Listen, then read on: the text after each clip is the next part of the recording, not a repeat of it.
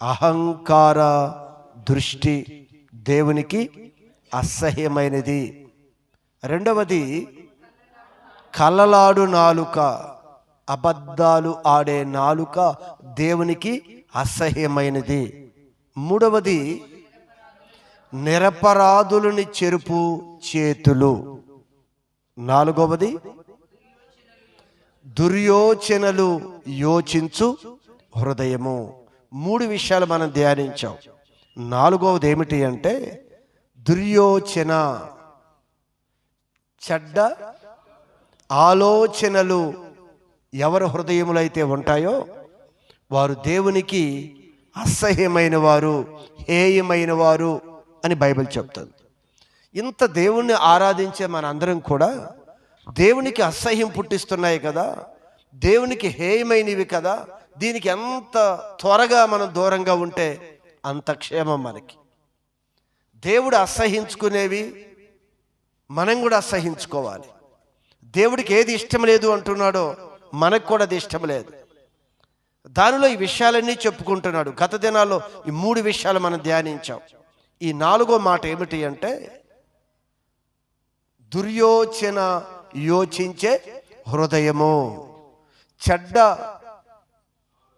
ఆలోచనలు కలిగిన హృదయము దేవుడికి అసహ్యమైనది. మన హృదయాలు చాలా జాగ్రత్తగా పరిశీలన చేయాలి. ఈరోజు దేవుడి వాక్యం ఆలోచిస్తున్న మనం కూడా దేవునికి చాలా దగ్గరగా అవ్వాలనే ఆశ మనలో ఉంటే ఖచ్చితంగా దేవుడు ఏం మాట చెప్తున్నాడో దానిని మన జ్ఞాపకం ఉంచుకొని వాటికి దూరంగా రావటానికి మన ప్రయత్నం చేస్తే దేవుడు శక్తిని ఇస్తాడు. దానిలో నుంచి ఆయన మనకి విడుదల ఇస్తాడు. ఏ ఆలోచనలంట? దుర్యోచనలు, చెడ్డ యోచన, ఆలోచన.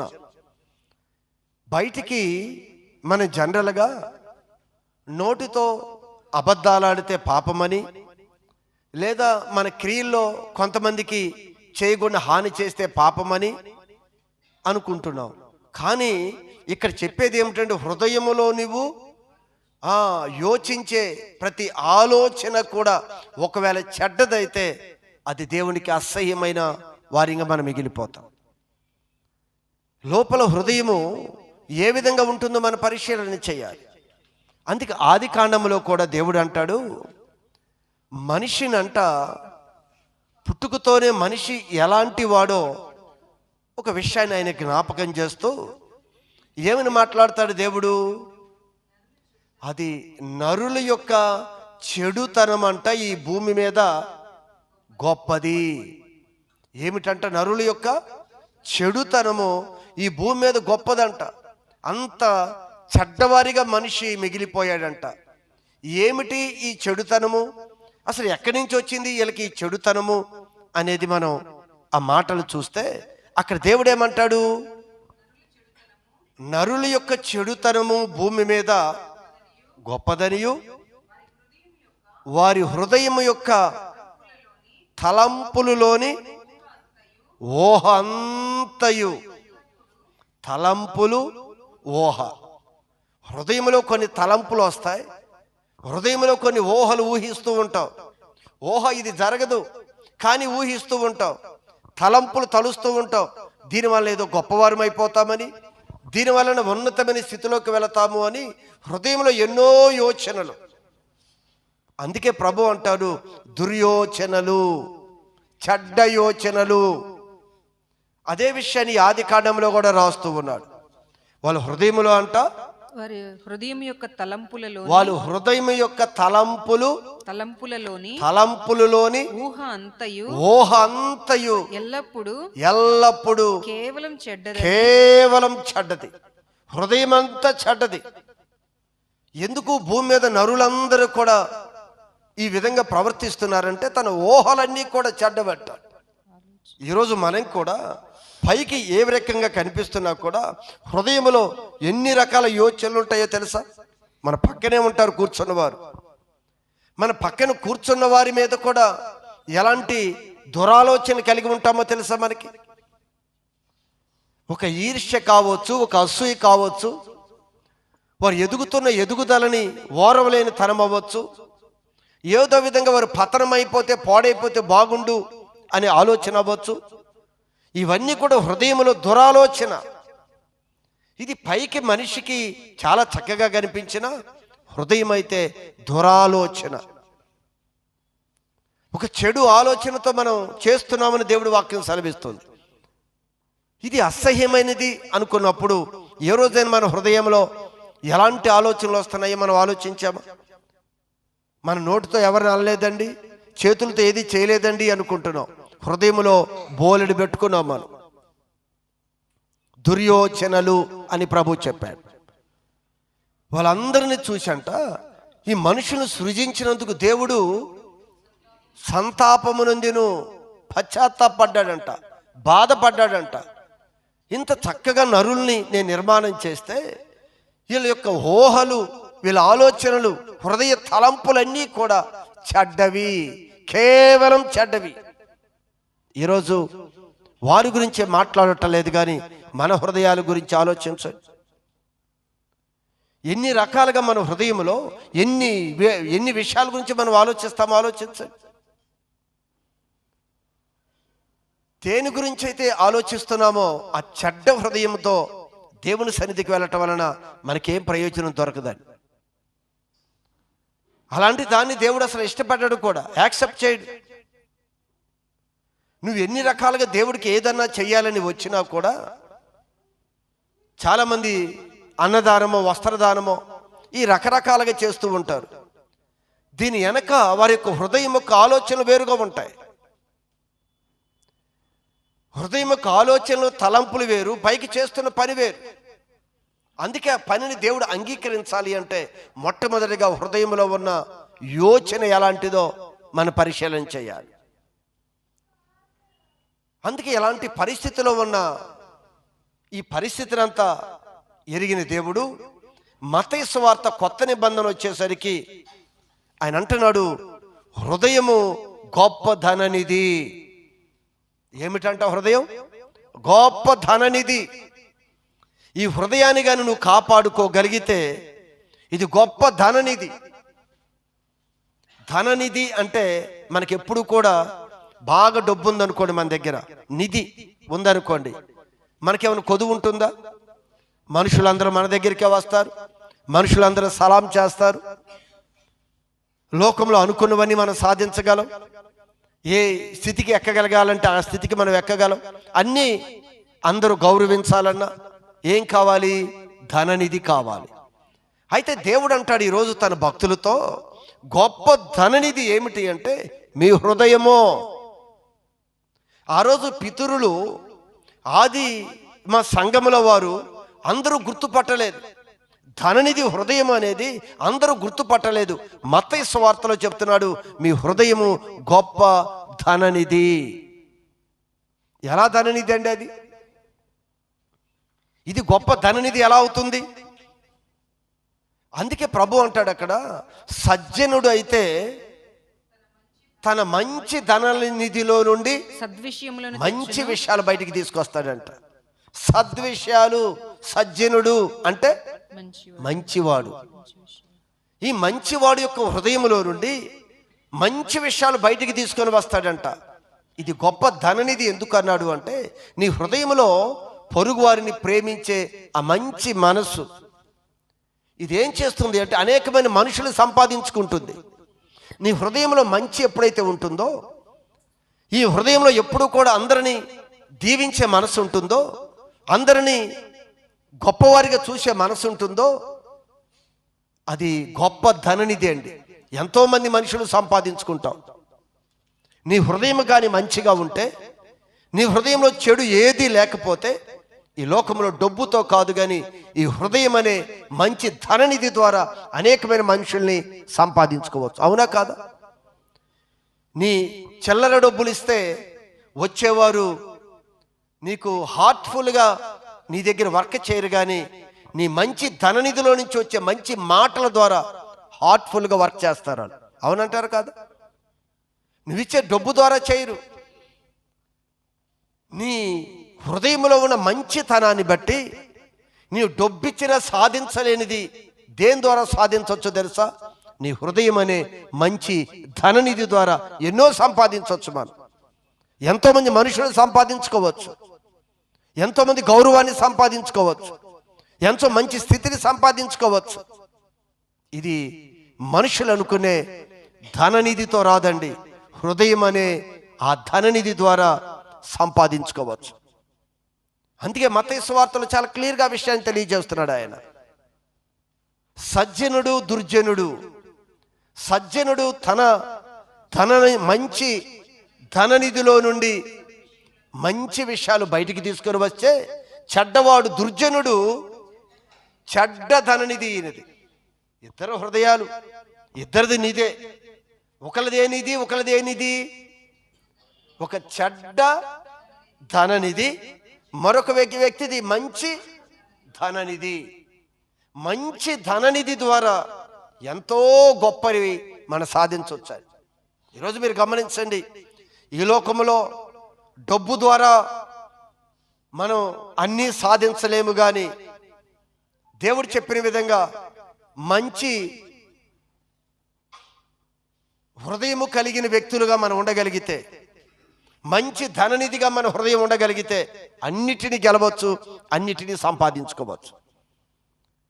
ఈరోజు క్రైస్తవ సంఘంతో దేవుడు మాట్లాడుతున్నాడు. మీ హృదయం గొప్ప ధననిధి. నీ పితరులు అందరూ గుర్తుపట్టలేదు. గుర్తుపట్టిన వారు కొంతమంది ఉంటే, గుర్తుపట్టని వారు అనేక మంది. ఈరోజు మనతో చెప్తున్నాడు ఆయన, నీవు ఈ లోకంలో ఏదో ధనం ద్వారా ఏదో చేయాలనుకుంటున్నావు, కానీ నీ హృదయం అనే ఆ మంచి ధననిధిలో నుంచి మంచి మాటలు తీసుకురా. ప్రేమ కలిగిన మాటలు తీసుకురా, కనికరం కలిగిన మాటలు తీసుకొనిరా, పరిచర్య చేసి చేయగలిగే మాటలు తీసుకురా, ఓర్చుకోగలిగే మాటలు తీసుకురా. అసలు ఇవి ఒక్కొక్కటి మనం ఆయుధాలుగా బయటికి తీస్తే మనకు గొప్ప ఘనత వస్తుందండి, గొప్ప దీవెన వస్తుంది, గొప్ప ఆశీర్వాదం వస్తుంది. అందుకే దేవుడు అంటున్నాడు, దుర్యోచనలు యోచించే హృదయము దేవుడికి అసహ్యమైనది. అది గొప్ప ధననిదే. ఎలాంటి ధననిధి అది? చెడ్డ ధననిధి. చెడ్డ ధననిధి. దీని ద్వారా గర్వపు మాటలు మాట్లాడితే, దూషిస్తే, హేళన చేస్తే, చులకనగా మాట్లాడితే ఏమైనా సాధించగలమా? ఏమీ సాధించలేము. లాస్ట్ టైం చెప్పాం కదా, ఒక రాజు అంట ఆ దేశంలో ఎవ్వరికి ఇష్టమలేని వాడిగా జీవించాడంట. చచ్చిన తర్వాత తన ఎల్లవలసిన విధంగా తన సమాధి కార్యక్రమము జరగలేదు అని రాయబడి ఉంది. ఏముంది? ఏ నిధి? నేను రాజును కదా, రాజ్యం ఉంది కదా, ధనం ఉంది కదా అనుకున్నాడేమో. ఈరోజు క్రైస్తవ సంఘానికి దేవుడు ప్రేమిస్తున్న తన పిల్లలకి దేవుడిచ్చే గొప్ప నిధి, నేను పేదదాన్ని, నా దగ్గర ఏమీ లేదు, నన్ను ఎవరు ప్రేమిస్తారు అని నువ్వు మాట్లాడుతున్నావు కదా. డబ్బు ఉంటేనే అందరూ మాట్లాడతారని, అధికారం ఉంటే మాట్లాడతారని అనుకుంటున్నావు. అవన్నీ కూడా పెదవుల ద్వారా మాట్లాడే ప్రేమే వస్తుంది నీకు అది. కానీ నిజముగా దేవుడు ఈరోజు మంచి క్రైస్తవుడిగా మనలో ఒక నిధి ఉంచాడు ఆయన. ఇది మంచి ధననిధి. దీనిలో నుంచి మంచి విషయాలను బయటికి తీసుకురాగలిగితే ఈ లోకంలో గొప్పవాడిగా క్రైస్తవుని నిలబెడతాడు ఆయన. జ్ఞానవంతుడిగా, బుద్ధి కలిగిన వాడిగా, తెలివి కలిగిన వాడిగా. అందుకే అనేక మంది శాస్త్రవేత్తలని దేవుడు వారిలో నుంచి తీసుకొని వచ్చాడు. అనేక మంది శాస్త్రవేత్తలను ఎలా వీళ్ళు ఉద్భవించారు అంటే మంచి ధననిధి. ఈరోజు మనందరం కూడా ఒక క్రైస్తవుడిగా నాకు అది లేదు, ఇది లేదు, ఇది ఉంటే నేను లోకంలో గొప్ప వ్యక్తిగా ఉంటాను అనుకుంటున్నావేమో. ఒక నిధి ఉంది. ఆ నిధిని నువ్వు జాగ్రత్తగా సద్వినియోగపరుచుకోగలిగితే నువ్వు గొప్పవాడివే. ఈరోజు చెడ్డ ధననిధి వలన చాలా నష్టాలు ఉన్నాయి. ఆ చెడ్డ ధననిధి దేవునికి ఏమన్నాడు? దేవునికి అసహ్యమైనది. రెండవది ఏమన్నాడు? హేయమైనది. అసహ్యమైనది, హేయమైనది. మీరు ఆలోచించండి, అసలు ఎందుకు ఈ హృదయంలో అలాంటి చెడ్డ ఆలోచనలు మనలో కలుగుతున్నాయి? మనలో వచ్చినప్పుడు కూడా మనం ఏమైనా ఆలోచిస్తున్నామంటే మనం కూడా ఆలోచించట్లా, దాన్ని పెంచుకుంటూ వస్తున్నాం మనం. ఇదేదో గొప్ప విషయముగా, ఏదో నేను తెలివిగలవాడిని, నేను తెలివిగలగలదాన్ని, నేను ఏదైనా దీని ద్వారా నా మాటల ద్వారా టాక్టిక్స్ ద్వారా ఏదైనా చేయగలను అని భ్రమపడుతున్నాం మనం. హృదయంలో ఎంతో ఉంచుకొని బయటికంట సమాధానకరంగా మాట్లాడతారంట. హృదయం అంతా చెడుంచుకొని బయటికి సమాధానంగా మాట్లాడే అనేక మంది జనసమూహం ఉంది. ఇదంతా కూడా నష్టాన్ని కలిగిస్తుంది. క్రైస్తవుడిగా ఆ రోజు దేవుడు ఆదిలో చింతించాడు, మనుషులు హృదయం అంతా కూడా ఎల్లప్పుడూ కేవలం చెడ్డది. వాళ్ళ హృదయం యొక్క తలంపుల్లో ఉన్న ఊహంతా కూడా కేవలం చెడ్డది. దేవుడు బాధపడ్డాడు. ప్రభువైన యేసుక్రీస్తు ఈ భూమి మీదకి వచ్చిన తర్వాత మనందరిని విమోచించి మనతో చెప్తున్నాడు, నీ హృదయం గొప్ప ధననిధి. ఆలోచిస్తున్నామా మనం? మీరు బైబిల్ గ్రంథంలో మీరు జాగ్రత్తగా కొన్ని సంఘటనలను మనం పరిశీలించుకుంటూ వస్తే, బైబిల్లో యేసు ప్రభుతో పాటు తన శిష్యులు 12 మంది ఉన్నారు. ఈ 12 మంది శిష్యులు కూడా ఈ లోకంలో అదంతా వద్దు అనుకొని యేసు ప్రభుని వెంబడించటానికి వారు తీర్మానం చేసుకొని యేసు ప్రభుని వెంబడిస్తూ ఉన్నారు. యేసు ప్రభు ఆ శరీరధారిగా ఉన్న సమయంలో అయితే వీరందరూ కూడా యేసు ప్రభుని వెంబడిస్తూ ఉన్న సమయంలో ఇస్కరియోతు యోధా యొక్క హృదయంలో ఏం పుట్టింది? మొట్టమొదటిగా దురాలోచన ఒకటి ప్రారంభమైంది ఈయనలో. ఎప్పుడైతే ఆశ తనలో ఉందో అపవాది దాన్ని పెద్దది చేసుకురావటం ప్రారంభించాడు.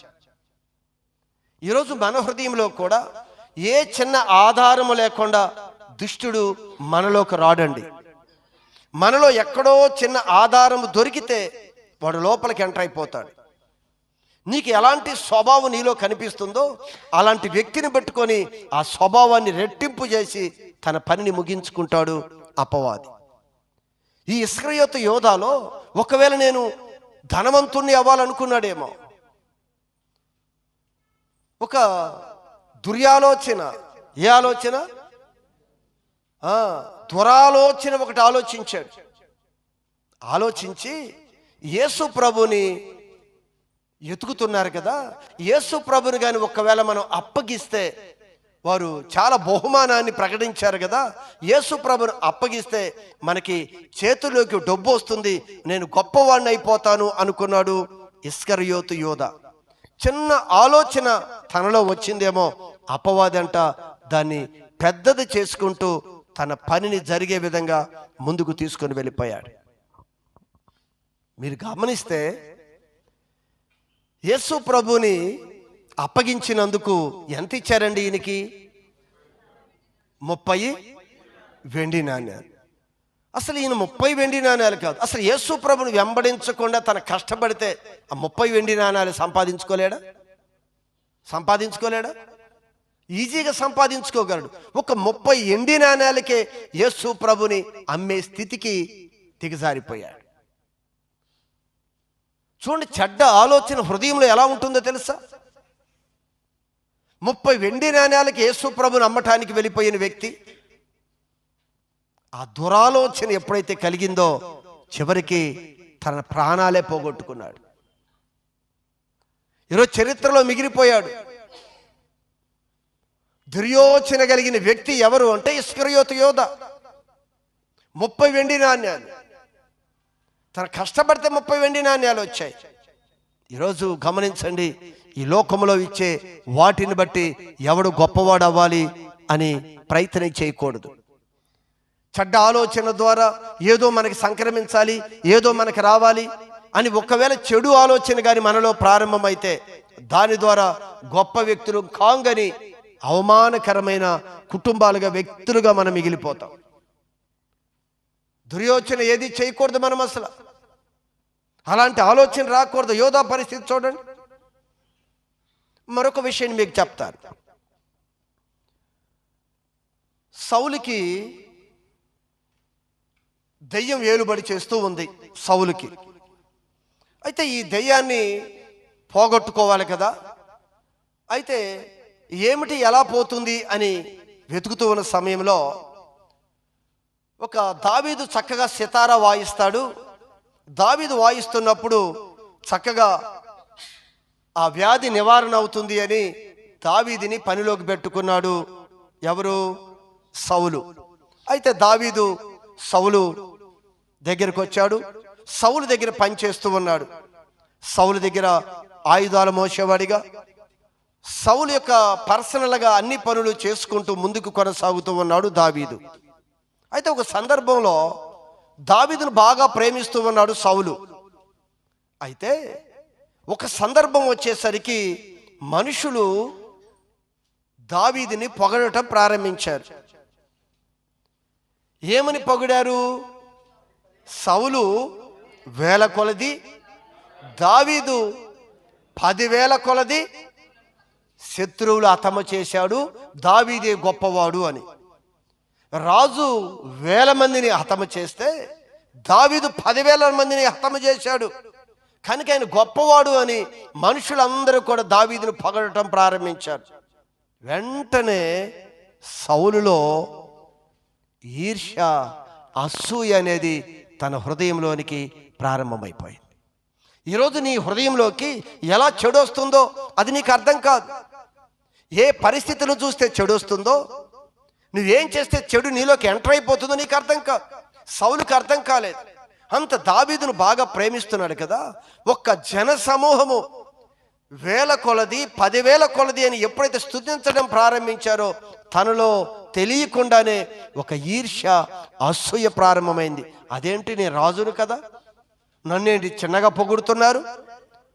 ఆ చిన్నవాడైన గొర్రెలు కాసుకునేవాడైన దావీదును అలా పొగుడుతున్నారు? ఆ చిన్నది ఎప్పుడైతే చెడు ప్రారంభమైందో ఈ చెడు పెద్దదై పెద్దదై పెద్దదై దావీదుని చంపాలి అనే స్థితికి తీసుకొచ్చేసింది. ఏ ఆలోచన ఇది? ఏ ఆలోచన అమ్మా? దురాలోచన, చెడ్డ ఆలోచన. దేవుడు అంటున్నాడు, మీ హృదయము గొప్ప ధననిధి. ఈ నిధి ఎలా పాడైపోయిందో తెలుసా? తనలో వచ్చిన చిన్న ఈర్ష్య, అసూయే చివరికి దావీదును హతమార్చాలని పూర్తిగా తీర్మానం చేసుకొని దావీదు అంట పరిగెత్తడం ప్రారంభించాడు. మీరు ఎప్పుడైనా ఆలోచించండి, ఒక రాజు ఎంతో మందిని శాసించే ఈ రాజు ఏం చేశాడో తెలుసా? అడవులు పడి, కొండలకు పడి ఒక వ్యక్తిని చంపటానికి అరణ్యంలో పడి తిరగటం ప్రారంభించాడు. ఏ స్థితికి దిగజారిపోయాడో చూడండి. చూడండి, చెడ్డ ధననిధి మనిషిని పతనం చేస్తుంది. ఏ స్థితికైనా దిగజార్చేది చెడ్డ ధననిధి. కానీ మంచి ధననిధి ఉండాలండి. ఇది ఈరోజు లోకంలో డబ్బున్నా లేకపోయినా మంచి విలువల్ని, మంచి స్థితిని తీసుకొని వచ్చేది ఈ గొప్ప మంచి ధననిధిలో నుండి మంచి సద్విషయాలని నువ్వు బయటికి తీసుకురావాలి. గొప్ప వ్యక్తి అవుతావు, ఉన్నతమైన స్థితిలోనికి నువ్వు వస్తావు. ఈ భూమి మీద ఉండేది మనం ఎన్ని కాలం అంటే కొద్ది కాలం. మనం ఎన్నాళ్ళు బ్రతుకుతాం ఇక్కడ? ఈ కొద్ది కాలంలో మనం చేయవలసిన పని ఏమిటి అంటే మంచి ధననిధిలో నుండి సద్విషయాలను బయటికి తీసుకురా. నువ్వు గొప్ప వ్యక్తి అవుతావు. ఏదైతే ఇప్పటి వరకు నువ్వు సంపాదించుకోలేదో సమస్తాన్ని మనుషులు నువ్వు సంపాదించుకోగలవు. కీర్తిని సంపాదించుకోగలవు, ఘనతను సంపాదించుకోగలవు, మనుషులు సంపాదించుకోగలవు. చివరికి ఎలాంటి స్థితికి వెళ్ళిపోయాడంటే మంచి ధననిధి కలిగిన ఈ సౌలు చెడ్డ ధననిధి కలిగిన సౌలుగా మారిపోయాడు. ఇక పూర్తిగా ఈయన కంట్రోల్ లేడు. పూర్తిగా సాతాను కంట్రోల్లోకి వెళ్ళిపోయాడు. ఈరోజు నీవైనా సరే, నేనైనా సరే, చిన్నదానికి నువ్వు ఎప్పుడైతే అవకాశం ఇస్తావో సాతాను ఎంటర్ అయిపోతే పూర్తిగా నీ స్వాధీనంలో ఉండవు. మెలకు కలిగి నీకు అర్థమైనప్పుడయ్యో ఈ మంచి ధననిధిని చెడ్డ ధననిధిగా మారిపోతుంది అని నువ్వు గుర్తుపట్టి నువ్వు బయటకు వస్తే సరి, దేవుడు సహాయం అడిగితే సరి, దేవుడు బయటికి తీసుకొని వస్తాడు. ఒకవేళ నిర్లక్ష్యంగా అలానే ఉండిపోతే అపవాదిని పూర్తిగా స్వాధీనపరుచుకుంటాడు. కొన్నిసార్లు ఏడ్చాడు ఈ సౌలు, నాయనా దావీదా, నేనే నిన్ను చంపుతుంది, నేను తప్పు చేస్తున్నాను అని పశ్చాత్తాపడ్డాడు. మరుక్షణమే మరలా చంపటానికి పరిగెత్తుతున్నాడు. పశ్చాత్తాపడ్డాడా? సౌలా, నాయనా నువ్వు నాకు ఎంత మేలు చేశావా, నేను నిన్ను సౌలు ఏమంటున్నాడు దావీదుని, నిష్కారణముగా నిన్ను చంపటానికి నేను ప్రయత్నం చేశాను దావీదా అని తన బాధను వ్యక్తపరిచాడు. మరుక్షణమే మరలా ఈటి తీసుకొని దావీదుని చంపటానికి బయలుదేరాడు. ఏమిటంటే తన స్వాధీనంలో తను లే. ఈరోజు మనం కూడా కొంతవరకే, ఒకవేళ నిర్లక్ష్యం చేస్తే నీ స్వాధీనంలో ఉండవు, నీ మాటలు నీ స్వాధీనంలో ఉండవు, నీ క్రియలు నీ స్వాధీనంలో ఉండవు, నువ్వు చేసే ఏ పని నీ స్వాధీనంలో ఉండదు. అందుకే దేవుడు వాక్యం నీ యొద్దకు వచ్చినప్పుడే, అయ్యా ఈ మంచి ధననిధి పాడైపోతుంది అని నువ్వు గ్రహించి ప్రభు దగ్గర ప్రార్థన చేసి ఆ చెడ్డదాన్ని తీసి బయటికి వేయగలిగితే గొప్ప ధననిధి కలిగిన వ్యక్తులుగా మన ముందుకి కొనసాగే అవకాశం ఉంది అని. అర్థమవుతుందా మీకు? పరిస్థితి మీరు ఆలోచించారా? చాలామంది కపటంతో ఏదో చెయ్యాలి అని ప్రయత్నం చేస్తారు, కానీ పైన ఒకడు చూస్తున్నాడు. నువ్వు తెలివిగా ఏదో మోసం చేసేద్దాం, ఏదో దగా చేసేద్దాం, ఏదో వాళ్ళది మనం లాగేసుకుందాం, ఏదో చేద్దామని రకరకాలుగా తంత్రాలు, పక్కన ప్రేమిస్తున్నట్లే చేతులేస్తాం, లోపల చెడ్డ ఆలోచన కలిగి మోసం చేసే కుయుక్తి కలిగి ఉంటాం. మనం ఎంత ప్రమాదం అండి అది. అసలు అలాంటి మనసు ఎంత భయంకరమో తెలుసా మీకు? మనకి తెలిసిన సంఘటన మనం జ్ఞాపకం చేసుకున్నా, యాకోబు విషయంలో తన మామ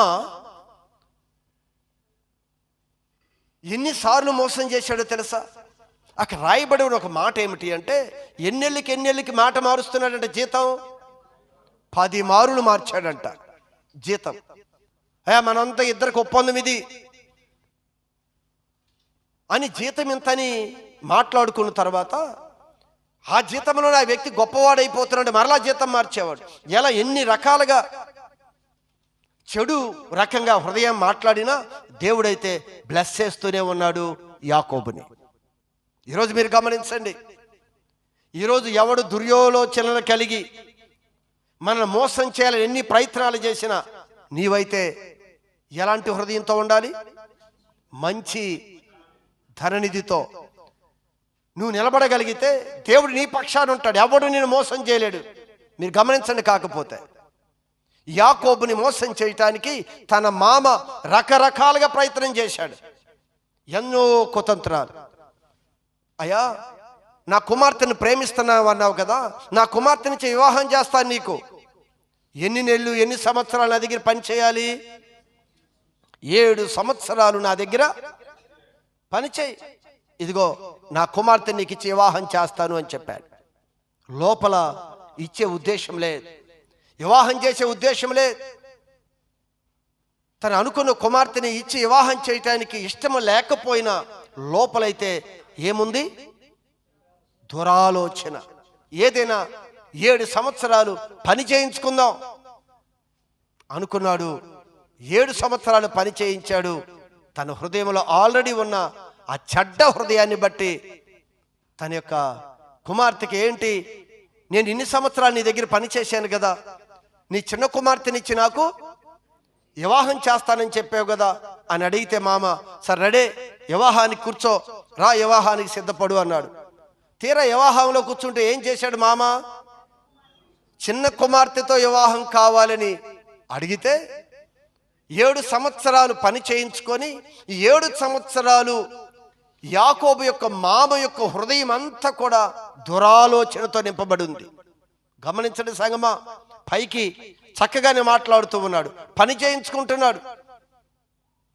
చివరికి చిన్న కుమార్తెతో వివాహం జరిగించవలసిన మామ తెలియకుండా పెద్ద కుమార్తెని పక్కన కూర్చోబెట్టి వివాహం జరిగించాడు. అప్పటి వరకు యాకోబుకి అర్థం కాలేదు. వివాహం అయిపోయిన తర్వాత చూస్తే అక్కడ తన పక్కనుంది, తను అనుకున్న తన మామ కూతురు కాదు, చిన్న కూతురుని కోరుకుంటే పెద్ద కూతుర్ని పెట్టి వివాహం చేశాడు. అదేంటి మామ, ఇలా మోసం చేసావేంటి నన్ను? ఇది ముందు నువ్వు చెప్పొచ్చు కదా. లేదు, నీకు చిన్న కుమార్తె కావాలి అంటే మరొక 7 సంవత్సరాలు నా దగ్గర పని చేయి. మీరు గమనిస్తే అదంతా మీరు తర్వాత చదవండి, సందర్భం కాదు. కానీ ఎన్ని రకాలుగా యాకోబుని మోసం చేయాలని తన జీతాలు మార్చిన, తన కుమార్తెని ఇస్తానని ఇవ్వకుండా ఎన్ని రకాల కుయుక్తిగా చేసిన దేవుడు యాకోబు పక్షాన ఉన్నాడు. యాకోబు పక్షా నుండి ఎన్ని మారులు జీతాలను మార్చినా, ఎన్ని రకాలుగా చేసినా దేవుడు ఒక సందర్భంలో యాకోబుతో ఏం చెప్పాడో తెలుసా? ఒక్కసారి ఆ సందర్భాన్ని చూడండి. ఆది కాండములో 31వ అధ్యాయము 7వ వచనమా, ఒకసారి చదవండి. 6, 7 వచనాలు. మీ తండ్రికి నా యావత్ శక్తితో, అదిగో చెప్తున్నాడు, తన భార్యతో యాకోబు చెప్తున్నాడు, నీ తండ్రికి నా యావత్ శక్తితో కొలువు చేసి తినని మీకు తెలిసే ఉన్నది. మీకు తెలుసు కదా నేను ఎంత శ్రమ పడ్డాను. మీ నాన్నకి నేను ఎంత శ్రమ, నా యొక్క శక్తి లోపం లేకుండా పని చేశాను కదా. మీ తండ్రి నన్ను మోసం చేసి 10 మార్లు నా జీతం మార్చాడు. అయినను దేవుడు, చూడండి చెప్తున్నాడు, దేవుడు అతన్ని నాకు హాని చేయనియలేదు, అతనిని నాకు నష్టము చేయనివ్వలేదు. ఎన్ని దురాలోచనలు పెట్టుకున్నా, ఎన్ని రకాలుగా జీతాలు మార్చినా, ఎన్ని రకాలుగా మోసం చేయాలి అని హృదయంలో దురాలోచన పెట్టుకున్నా, నా దేవుడు మీ నాన్న ద్వారా నాకు మోసం జరగకుండా నా దేవుడు నాకు కాపాడాడు. ఎందుకో తెలుసా? నేను, నా హృదయం ఎలాంటిది? మంచి ధననిధి. సో దేవుడు నా పక్షాన ఉన్నాడు. ఈరోజు మన జీవితంలో కూడా ఎంతమంది మోసం చేయాలని ఎన్ని కుయుక్తులు ఆలోచించినా నువ్వు యథార్థంగా నిలబడు. వాళ్ళు కుయుక్తి పన్నారు, నువ్వు కుయుక్తిగా ఆలోచించొద్దు. వారు చేసే నువ్వు చేయొద్దు. ఇదిగో యాకోబు నా దేవుడు ఉన్నాడు అని ఎదురు చూశాడు.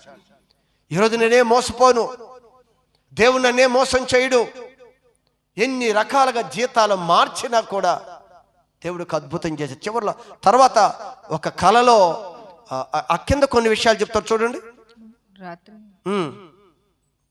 రాత్రి స్వప్నమందు దేవుడు సిరియా వాడైన లాబాను యొద్దకు వచ్చి నీవు యాకోబుతో మంచిగాని చెడ్డగాని పలుకకుము, జాగ్రత్త సుమి అని అతనితో చెప్పి, యాకోబు విషయం ఎలా పడితే అలా మాట్లాడొద్దు. చూసారా, దేవుడు దిగి వచ్చాడు. నీ హృదయం బాగుంటే, నీ హృదయం అనే ధననిధిలో నుంచి వచ్చే ప్రార్థన దేవుడికి అంగీకారం. చెడ్డ ధననిధిలో నుంచి నువ్వు చేసే ప్రార్థన అంగీకారం కాదు. చెడ్డ ధననిధిలో నుంచి తీసుకొచ్చిన నీ కానుక, నువ్వు దేవుడికి ఇచ్చే అర్పణ కూడా దేవుడికి ఇష్టంలే.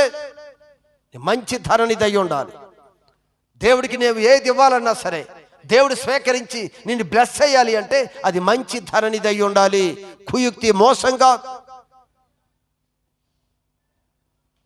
ఎన్ని మారులు చేసినా కూడా దేవుడు ఎలాంటి కార్యం చేశాడో చూడండి. సంగమా, దేవుడు ప్రేమ కలిగిన వాడు, దేవుడు శక్తిమంతుడు. ఎవరు ఎన్ని రకాలుగా చేయాలనుకున్నా కూడా ఎవరు కూడా ఏది మన హాని చేయలేరండి. కానీ దేవుడు మనతో చెప్పేది ఒక్కటే, ఇదిగో నీ హృదయమే గొప్ప ధననిధి. నువ్వు ఈ లోకంలో ఏది ఇచ్చాడు, ఏది లేదు అని కృంగిపోవద్దు. ఒక ధననిధి నీ దగ్గర ఉంది, నువ్వు గుర్తుపట్టు. ఏమీ లేదని ఒకవేళ దిగులు పడుతున్నావు, దేవుడు ఏమి ఇవ్వలేదు అనుకుంటున్నావు, గొప్ప ధననిధి ఇచ్చాడు. దీని ద్వారా సమస్తాన్ని సంపాదించుకోగలిగే గొప్ప ధననిధిని దేవుడు మనకిచ్చాడు. ప్రేమగా మాట్లాడు, కనికరం చూపు, దయ చూపు. వాడెవడో కపటంగా చేశాడు, నువ్వు కపటమైన మాటలొద్దు, కుయుక్తులొద్దు. ఎదుటి వ్యక్తిని చులకనగా చేయాలి అని, ఎదుటి వ్యక్తిని షేమ్ చేయాలి అని అలాంటి మాటలు మాట్లాడొద్దు.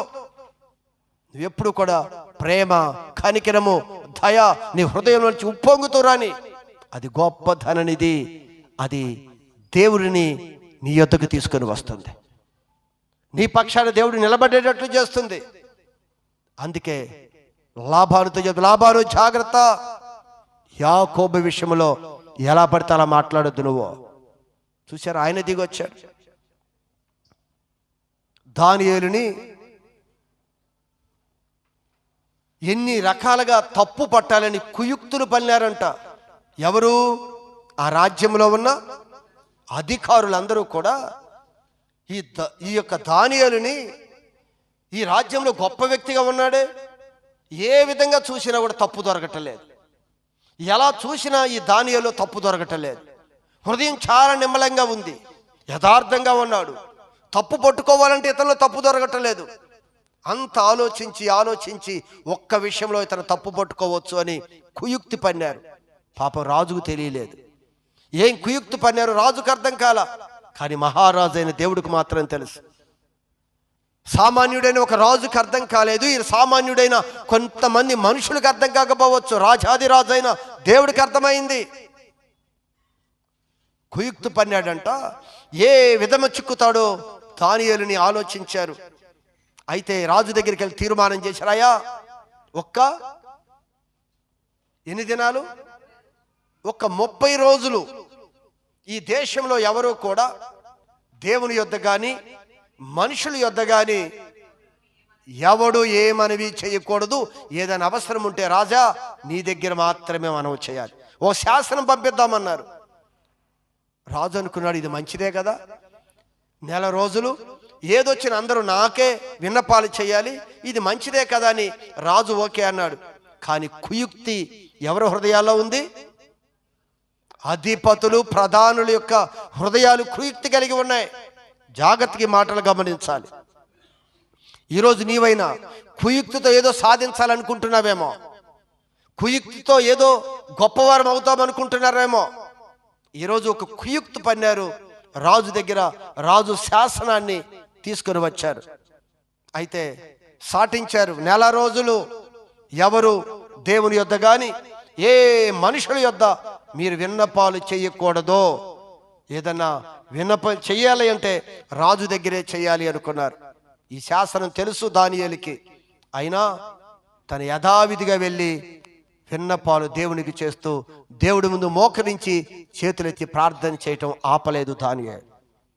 శాసనం ఉందని తెలుసు, సింహాలు బోల్లో వేస్తారని తెలుసు. అయినా నేను ఏ మనుషుల ముందు కాదు, ఏ రాజు ముందు కాదు, నా దేవుడి ముందే నా హృదయాన్ని విప్పి ఆయన ప్రార్థిస్తాను, ఆయనకి తెలియచేస్తానన్నాడు. తన ప్రార్థనలు ప్రారంభించాడు. వెంటనే వీరు దొరికాడు చూశారు, ఎప్పుడు దొరుకుతారా అని చూశారు. చూస్తూ ఉన్నారంట. దానియేలు ప్రార్థన చేయటం చూశారంట. వెంటనే దొరికాడు దానియేలు అనుకున్నారు. దానియేలుని పట్టుకున్నారు, రాజు ఎదురు తీసుకుని వెళ్ళారు. ఇదిగో రాజా, నువ్వు శాసనం చేశావు కదా, ఈ దేశంలో ఎవరైనా నీ ముందు తప్పితే ఎక్కడ మోకరించకూడదు కదా. ఇదిగో నీవు పరాయి దేశంలో నుంచి బానిసగా తీసుకొచ్చావు కదా, బానిసగా మన దేశంలో ఉన్నాడు కదా. ఆ దానియేలు నిన్నే కాని నీవు పుట్టించిన ఈ శాసనాన్ని లక్ష్య పెట్టక అనుదినము ముమ్మారు దేవుడికి ప్రార్థన చేస్తున్నాడు. నువ్వు మాట శాసనం చేసావు కదా, శాసనం తప్పాడు అనగానే ఇంత కుయుక్తిగా వీళ్ళు చేశారనేది రాజుకు అర్థం కాలేదు. రాజు దానియేలుని ప్రేమిస్తున్నాడు, ఆయన మాట వెనక్కి తీసుకోలేకపోయాడు. శాసనం వెనక్కి తీసుకోవడం అవ్వదు. కానీ బాధపడ్డాడు. ఒక మాట అన్నాడు రాజు దానియేలుతో. ఏమంటున్నాడు? నీవు అనుదినము సేవిస్తున్నా, తప్పక సేవించుచున్నా నీ దేవుడే నిన్ను రక్షించును. నిన్ను దేవుడే నిన్ను రక్షిస్తాడు. నా వల్ల కూడా కాదు, నీ దేవుడే నిన్ను రక్షిస్తాడు. యథార్థంగా ఉన్నావు.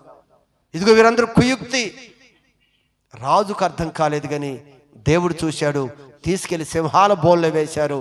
ఇదిగో చూస్తున్న దేవుడు, కుయుక్తి ఎరిగిన దేవుడు తన బిడ్డలు కుయుక్తిలో పడకుండా వారి మధ్యకి దిగి వచ్చి ఏ సింహము హాని చేయకుండా సింహాల బోనులో నుంచి కాపాడాడు దేవుడు.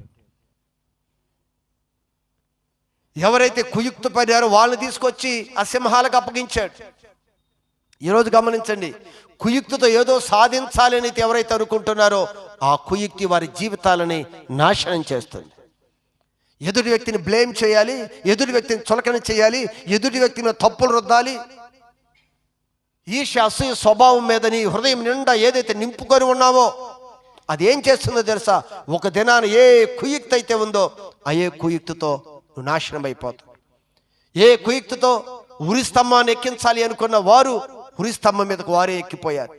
ఏ కుయుక్తితో సింహాల నోటికి దానియేలును అప్పగించాలనుకున్నారో వారే సింహాల యొక్క నోటికి ఆహారంగా అప్పగించబడ్డారు.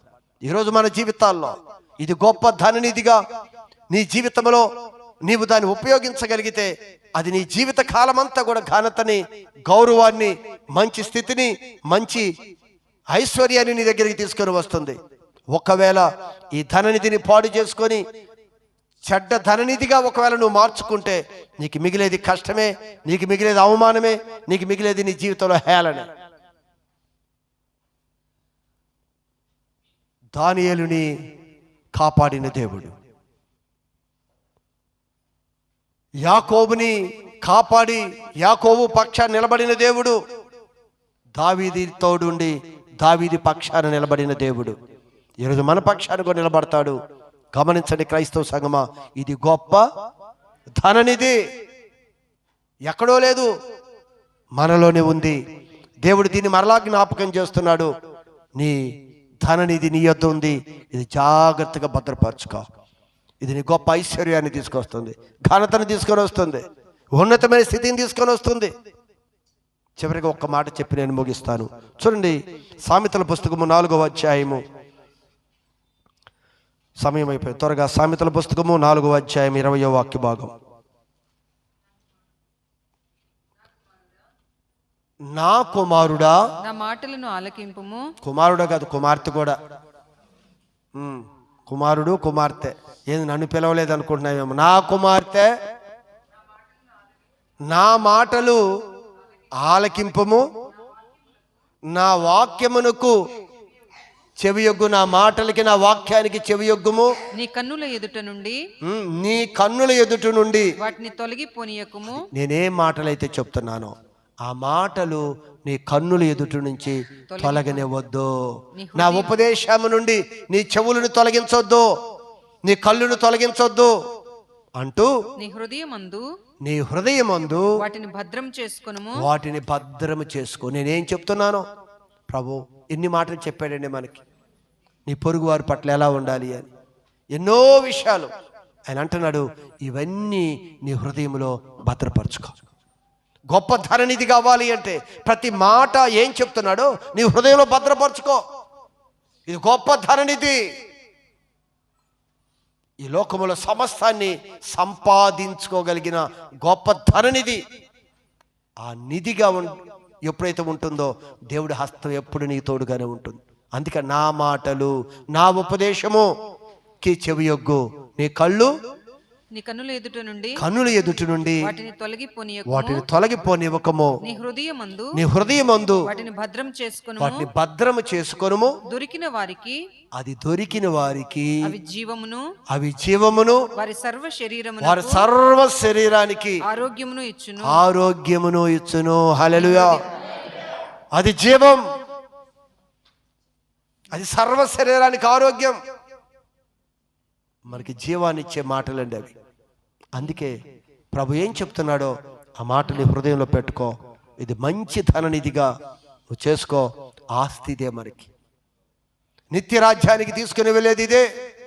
ఈ లోకంలో మనుషుల ముందు ఘనంగా నిలబెట్టేది ఇదే, తల ఎత్తుకునే విధంగా చేసేది ఇదే, అనేక మందిని ముందు సాగిలు పడే విధంగా చేసేది కూడా ఇదే. ఇది జాగ్రత్తగా భద్రపరచుకో. నా మాటలు హృదయంలో పెట్టుకో. దీని నుంచి నువ్వు తొలగించవద్దు. ఇది నీకు జీవము, ఈ సర్వ శరీరానికి ఆరోగ్యం ఇచ్చును. నీ హృదయములో నుండి జీవధారలు బయలుదేరును. జీవధారలు కాబట్టి ఏమొస్తాయి? జీవధారలు. ఏ హృదయంలో నుండి?